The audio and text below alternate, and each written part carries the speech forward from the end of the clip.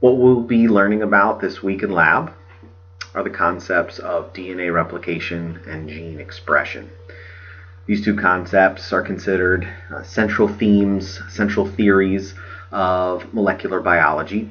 So when we think of molecular biology, it's the lower stages, the smaller stages of the cell itself. So looking at the molecules that make up the organelles that make up the cell.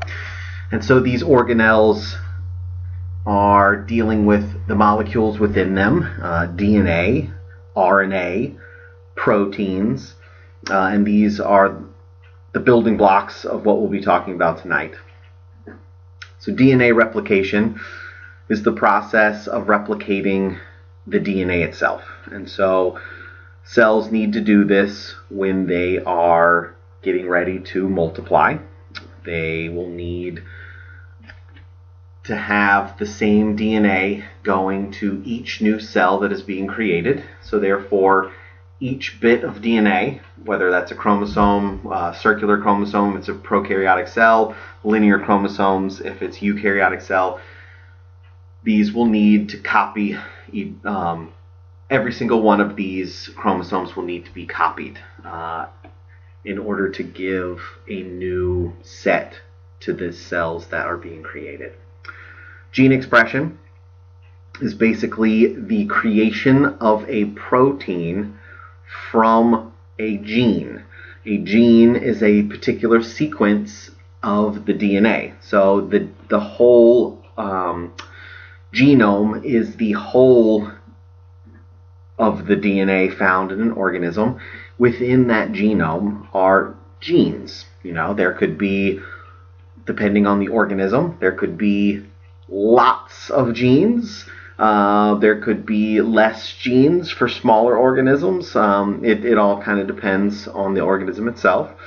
And the gene, again, is a portion of the DNA that will go through transcription and translation to create a single protein.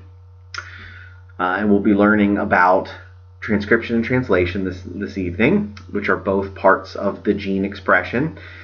And when you think about gene expression, the genes that are being expressed. So there's much more to this than what we're actually going to go over in lab tonight. Gene expression also is the concept of which portions of the DNA, which genes will be expressed at what times, in what cells. Not all cells are going to express the same proteins that other cells are. So if you think about the cells in your liver are going to be producing much different proteins than the cells in your muscles or the cells in your lungs, the cells in your eyeballs. These are each one of these cells in a multicellular organism will have specific jobs that it needs to do, and specific portions of the genome will be its specialty. So the process of transcription is creating an mRNA molecule using the DNA information. So it's a copy of the DNA in an RNA version. Not exactly like replication, but similar, as in the coding of the DNA will be used to create this RNA molecule. The RNA molecule, this mRNA, messenger RNA molecule, will leave the cell going into the cytoplasm, and it will go through translation. Translation is the creation of a protein from the coding of the mRNA molecule. And so transcription, if you think about these actual words themselves, transcription, to transcribe, basically you are copying one from the other. Usually a scribe is someone that would be creating the old versions, before the print press. If you wanted a new book, a Bible, the scribes would be reading word for word the Bible and copying it down word for word. And that is how new Bibles were created way back when, by scribes. So in the same language for mRNA and DNA is nucleotides. So it's being copied over in the same language, if you will. Whereas translation is translating to a new language, translating from English to Spanish, from Latin to German, all of these different translations. In this case, we are going to be translating the code of nucleic acids, the code of nucleotides, into the code of amino acids. And so it would be translating to a new language, if you will. We won't talk a lot about replication because I think the website, the activity that you're going to be doing online is a very good activity and talks a lot about these different players, the different enzymes that are being used. But I'll touch on it just a little bit here. There are lots of different enzymes that are being used to do this. The big one is DNA polymerase, not to be confused with RNA polymerase, which is going to be used in transcription. But DNA polymerase is going to be adding the nucleotides to one another to create a new piece of DNA. Adding these complementary base pairs to the other side. So adenine, the complementary pair for DNA is thymine. Guanine, the complementary pair is cytosine, and so whenever you see one, the complementary pair would be added on the other side. And so in this picture, we see all of these players coming in. Helicase, so the DNA, you're seeing the one strip of DNA at the top. The helicase is unzipping this DNA, unzipping it like a zipper, where you've now got one side over here, and space in the middle as the zipper is being pulled up. These single-strand binding proteins are holding the DNA open. If they weren't here, the DNA would close back up as helicase went on by. Primase would be laying down a little strip of RNA because the DNA polymerase is not able to start from nothing. It needs something to build on. And what is it going to build on? This little bit of RNA primer that is there. And primase will be laying that down. The DNA polymerase will then start to build on that little strip of primer, that little RNA primer, and it will build on it. With this side, it is building with the helicase. DNA is created in a 5' to 3' direction. And we learned about 5' and 3' last week. And so you have to add the new nucleotide to the 3' end. So that means that one end is always the 5' and then the end that's being built on is the 3'. And so this is the leading strand because it's going in the same direction as helicase. With the lagging strand, you have a bit of primer laid down, and then the DNA polymerase is building in the way of these arrows. But then helicase keeps moving up, which now you've got a new gap. And so a new primer has to be laid down.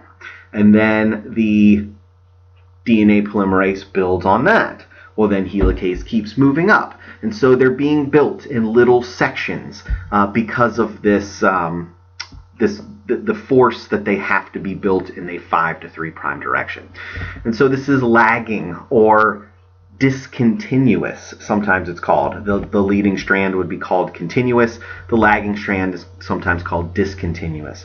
And these sections of the DNA are called Okazaki fragments.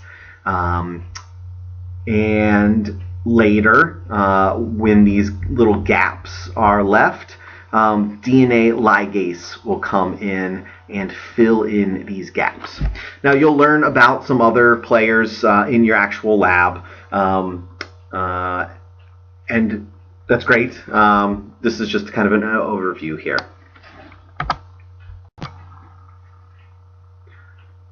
DNA will be created in a semi-conservative fashion. This means that each new molecule of the DNA will consist of an old strand and a new strand. So when we see here, this is the parent strand being opened up, and each one of these, the top and the bottom, has the blue, which is the old strand, and the new green strand, which is on the other side. Same with down here. When getting into transcription and translation, gene expression, we now need to learn about a new player, RNA. RNA is a nucleic acid, much like DNA, but there are some slight differences. RNA will be used when the creation of proteins will be taking place. So RNA will be directing the protein synthesis. It will be involved in the transcription, and then all three types of RNA, which we'll learn the different types later, will be used in the translation. RNA is not helical. There is not a double strand of RNA. It is single-stranded, which I believe is the next one, and it does not have this spiral like DNA does. So it's just single-stranded, one-sided, with one phosphate sugar backbone, and then the nucleotides are just hanging out. There's no matching there of the second strand. The major difference in RNA and DNA is the sugar that creates it. The DNA is deoxyribonucleic acid, where RNA is ribonucleic acid. And as we see down here, there is an O right there hanging off of the sugar. And that O is not present in DNA. Deoxy, so the oxygen has been taken away. Another major difference between the nucleotides of the RNA molecule is this uracil, this nitrogenous base uracil, which is not found in DNA. So the four nucleotides that make up RNA, adenine, guanine, cytosine, those are all the same as DNA, but uracil is present in RNA, whereas in DNA you would find thymine. There's no thymine in DNA. There's no thymine in RNA, and there's no uracil in DNA. And then when we talk about the complementary pairs, as we all know, guanine and cytosine will still complementary pair to one another. But with RNA, adenine and uracil will be the complementary pair. So instead of connecting to thymine, it would be adenine. But when we talk about the thymine of a DNA molecule, that will still pair up with adenine. But the adenine of DNA will pair up with uracil, if that makes sense, and hopefully it does. Three types of RNA. We have the messenger RNA. This is created from the DNA. So this is a one-to-one code transcription of the DNA to create this mRNA molecule, the messenger RNA molecule. This picture is showing, the cutting out of the introns. So this top molecule is a 1-to-1 ratio of the gene from the DNA, but then portions are cut out. These introns are cut out, and the exons come together. The exons will be exiting the DNA. The exons will be exiting the nucleus. The introns will be staying in the nucleus and not leaving. And then there is a 5' cap added and a 3' tail added, so that it's now able to leave the nucleus. The transfer RNA, you'll be learning about this. You'll be learning about all of these in the lab. But the transfer RNA, the tRNA, has this kind of shape to it. On one end, you will find an amino acid attached. On the other end will be an anticodon. So this is a code, 3 nucleotide code that will match up to a 3 nucleotide code on the messenger RNA. And these codons are, triplets of nucleotides, and they will match up to the amino acid. So all of these codons would match up to the amino acid. The codons are found on the messenger RNA. The anticodon is the complementary pair of that. And so that is kind of what draws this transfer RNA to attach to this messenger RNA molecule, is the fact that it has that complementary pair that will attach to the codon. The ribosome, rRNA, is what makes up this ribosome, and it's basically just twisted up RNA, a massive amount, to make a large portion and a small portion, and then the messenger RNA will slide through the middle like a hot dog in a hot dog bun, and this will allow the creation here of the protein in translation. So transcription, all of these enzymes that we learned about with DNA replication will be minimized to just this one, RNA polymerase. And so this will be the enzyme that is involved with transcription. So please remember the difference between RNA polymerase and DNA polymerase. DNA polymerase is used to create DNA. RNA polymerase is used to create RNA. It will open up the DNA molecule at a certain portion called the promoter.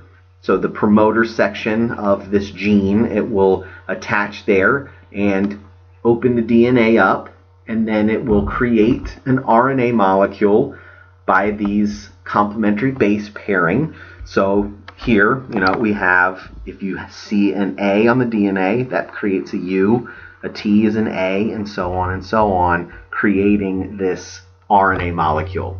When it hits the terminator coding, this is a terminator sequence on the DNA. When it hits that particular sequence, it will stop, and then the messenger RNA molecule will be released and do what I had said before, where the exons, the introns are cut out, the exons come together, 5' cap, poly A tail.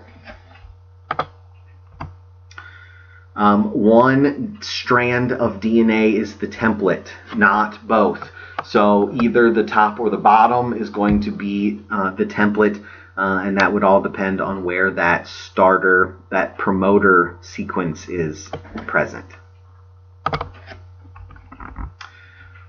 Which I guess that should have popped up earlier, but the promoter is where the RNA polymerase attaches to start. The terminator is where it ends. Translation is going to be the RNA to protein, so the coding of the RNA to the coding of a protein. Translation is going to take place in the cytoplasm. So it is going to be taking place on the ribosome, and ribosomes are found in the cytoplasm. They're either free floating in the cytoplasm, or they're attached to the rough ER. And so this is where translation will be taking place. So that messenger RNA that was created in the nucleus, so transcription happens in the nucleus because that's where DNA is found. And so transcription is in the nucleus, translation is in the cytoplasm. Now, if you were to answer, if I asked you where it takes place, if you were to say ribosome, on the ribosome or in the cytoplasm, most of the time, both would be correct. Ribosomes are going to read the messenger RNA in triplets of these nucleotides. So the bases in triplets. When we see the word base, it's synonymous with nucleotide. So it will read the bases in triplets, and those triplets are called codons. And so as we can see down here, we have our RNA molecule, we have our DNA molecule at the top, and you can see it's double-stranded. Well, the bottom strand is going to be the template that RNA is created from. You could tell because C goes to G, A goes to U, C goes to G. So that bottom one is the template strand that created the RNA strand.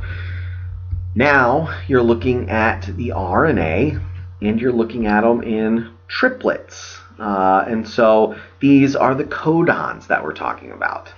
And each one of these codons is going to equal an amino acid.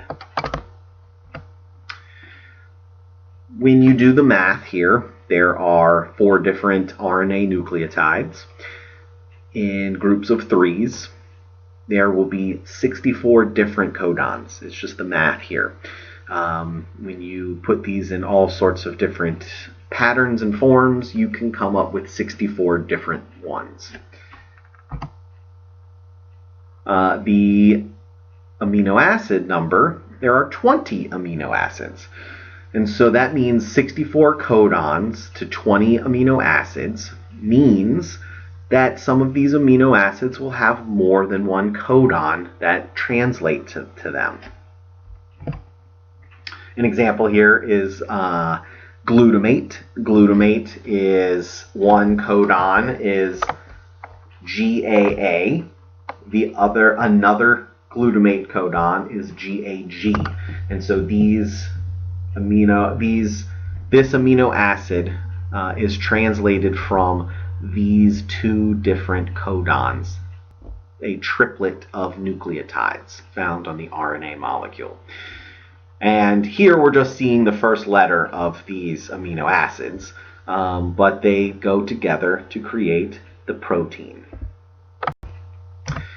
Now, this will be something that you're going to use later on. This is basically the chart of codons and what they go together, how they translate to different amino acids. And so, as you can see, there are lists of codons. There are 64 codons. Earlier I said that's how many you can have. Well, they're all represented here. And then we get to see the exact amino acid that is going to equal these codons. Some of them are special. So this is considered the start codon. AUG is the start codon, where almost all proteins are created with this start codon in the beginning. This first codon is found on the messenger RNA. There are also some stop codons, and so this is basically when the ribosome hits this stop codon, it will not keep going. That is the end of that protein, and it will be released. So, do you have to remember all of this for your quizzes and tests? No. You do need to know how to use this chart, but you do not have to remember it. I will say that you do have to remember that the start codon, AUG, equaling methionine as the start codon, that you do have to remember because that is a very special one. The stop codons, if you're in my lecture, I will not make you memorize these stop codons, but knowing what a stop codon is, you definitely have to know that. So how do you read this? So earlier we saw, I can't remember, I think it was GAA and GAG, both equal glutamate or glutamic acid. And so we see that both here, GAG and GAA. They're both present right there. So how do you read this chart? So let's go off of GAG. The first base for GAG is G. And so you look down this left-hand side, you've got U, you got C, you got A, and you got G. So G, so what we're looking for will be on this bottom row here. The second base will be A, G-A-G, remember? So G-A, so you look for the A, you find it here. So you look in this column and this row, and they intersect in this cell. Then you have the third base, which was G. So then you go to this right-hand side, and you look in this row right here, A, C, A, G. G is at the bottom. So GAG equals glutamic acid. Let's do the start codon, AUG. Well, the first one is on the left, and so it's A, so we know it's in this row. The second base is U, so that means it's in this column, intersects in this cell. The third one will go over here, so we've got AUG, so it's at the bottom where the G is, and so right here, AUG, methionine. And you'll have to know how to do this when you're doing your lab, so hopefully this makes sense to you. And then the actual translation happens in initiation, elongation, and termination. So initiation, the ribosome is going to come together on the messenger RNA. So the ribosome, we've got the large unit of the ribosome, small unit. They come together on top of the messenger RNA where that start codon is. Then you'll see the transfer RNAs coming in, and where their anticodons match to the codon, they'll come in, the ribosome will move down, and the amino acids will attach to one another. The amino acids that are on the other side of the tRNA, you've got the anticodon on one side and then the amino acid on the other. And so as the ribosome is moving down the messenger RNA, you have these new tRNA molecules coming in, and their amino acids are growing from the tRNA. The tRNA molecule leaves, but the amino acid stays.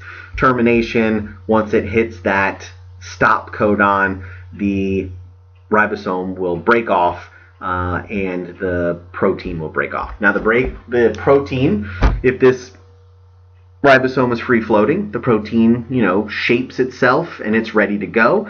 If this ribosome is on the rough ER, then the protein would be inserted into the endoplasmic reticulum, and it would, it could have different shaping take place when it's in there. It could have parts cut off and different things changed around. Lipids could be added, carbohydrates could be added, all of these other macromolecules could be added in this rough ER.